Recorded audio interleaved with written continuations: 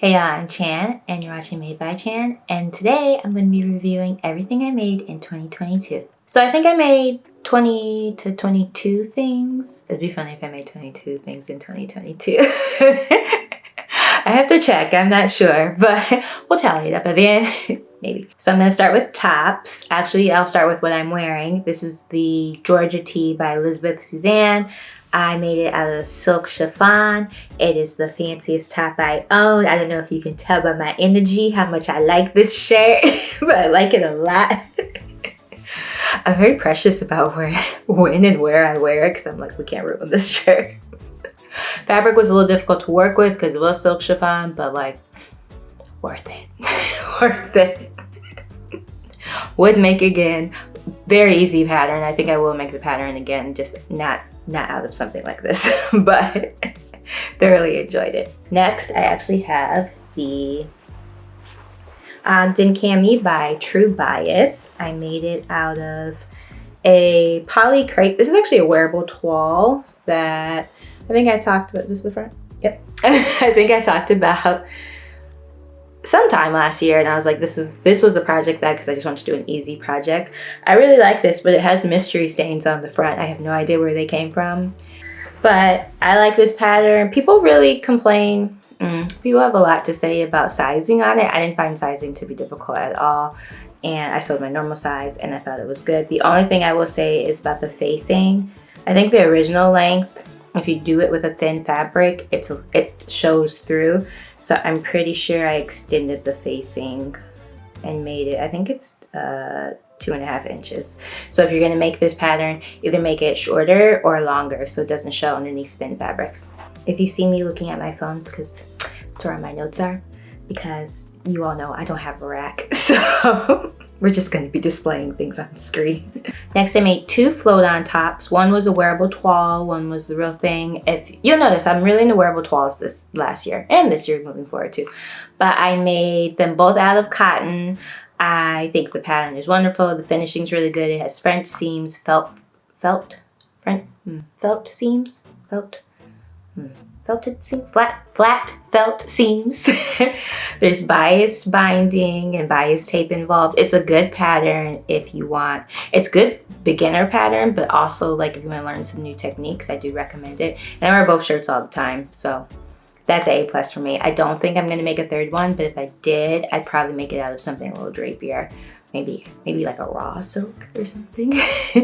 Been upping my fabric quality last year, you'll notice. I made the Zoe tank by True Bias. I love indie patterns last year, I'm realizing as I'm going through this. I made it out of a poly rib knit fabric. I do like this tank top. I do think it looks really nice. I hate the fabric that I made it out of, so I don't wear it that often. But I am gonna make it again out of just like a non-synthetic fabric. I made the Sudley top by Megan Nielsen. I have a video for this. Everything that I have videos for, I will link in the description box below. But the Sudley top, I wanted to try something a little different. And I made it out of a cotton lawn by Liberty of London. Is it Tana lawn? I think. Probably. Yeah.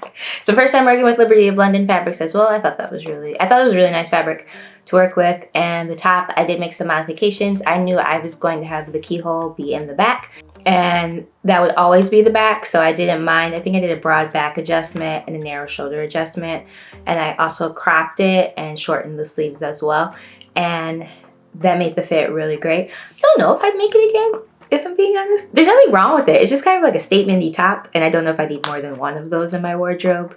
So I think if I made it like out of a less in-your-face fabric, maybe, but I think the collar, oh, I thought the collar was a little large. So that's why I don't know if I'd make it again. I think I only need one top with that many collars, or like that large of a collar.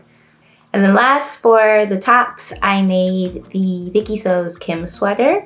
This was actually what I wore on Christmas, and if you follow me on Instagram, you already saw it.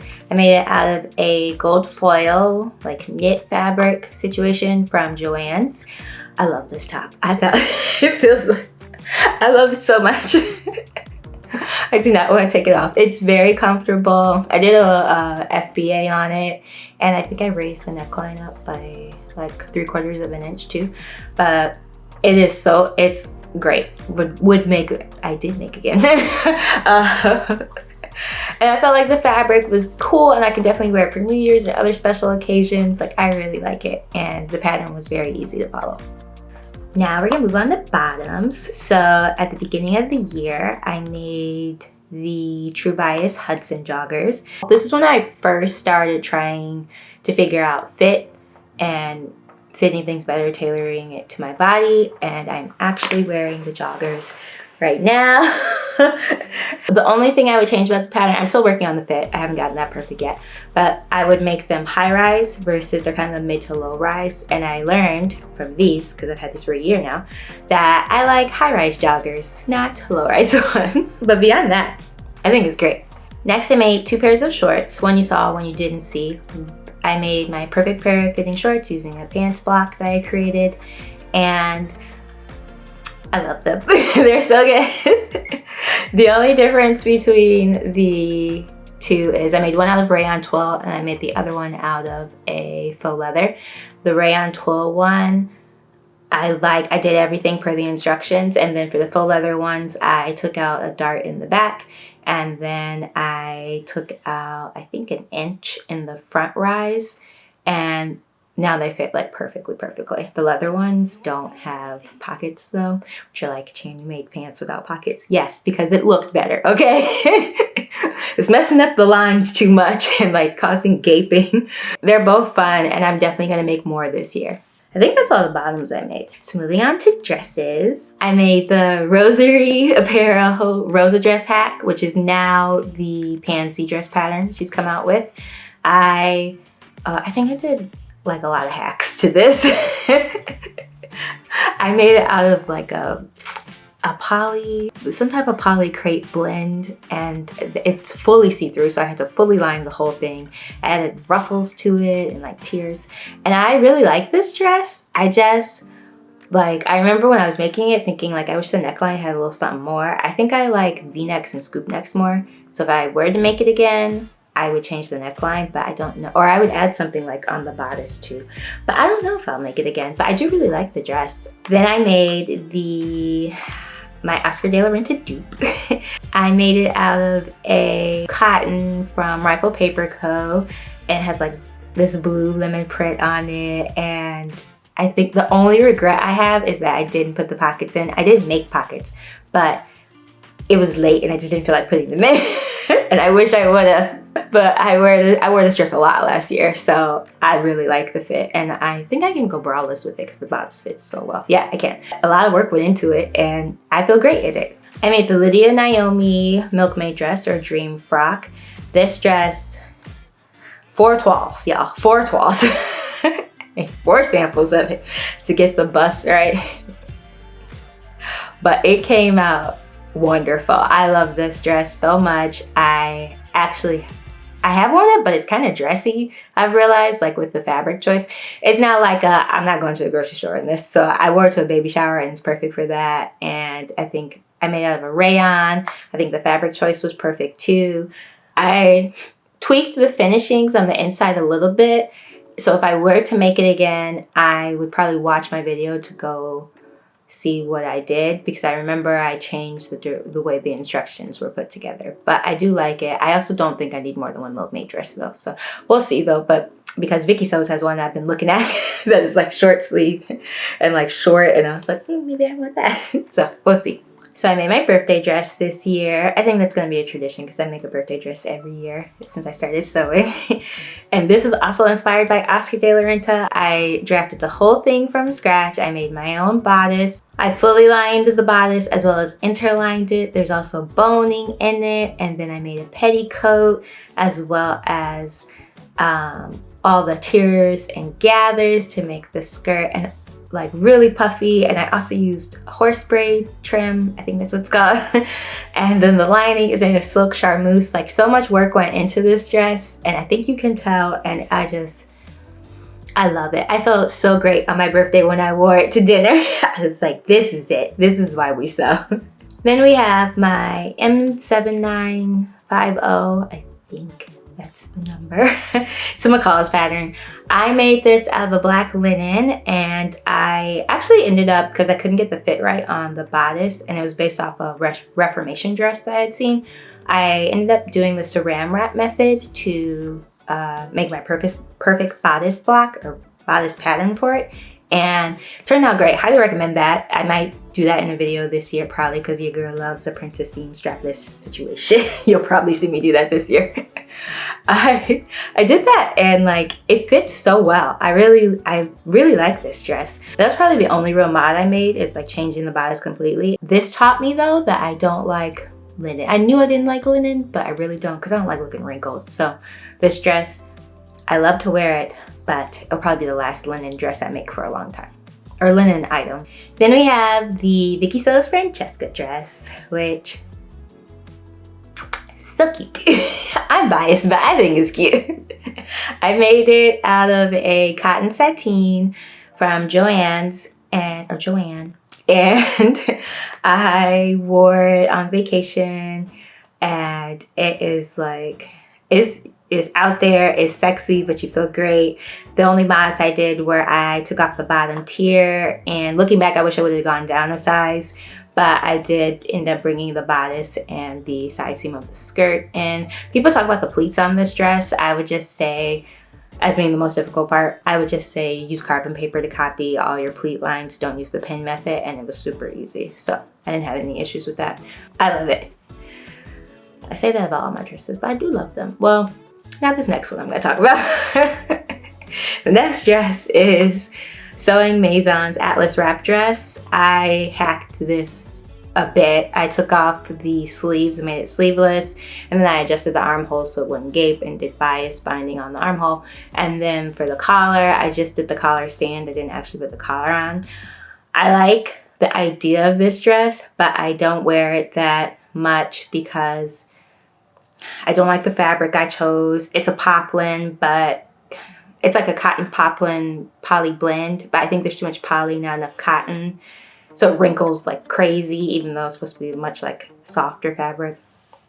And then I should have done a full bust adjustment, but I didn't realize I needed to do that until afterwards. This was like right before I learned about full adjustment. Yeah, this was right before I learned about full bust adjustments. Like, I knew about them, but I didn't know I need to do them. Let me put it that way.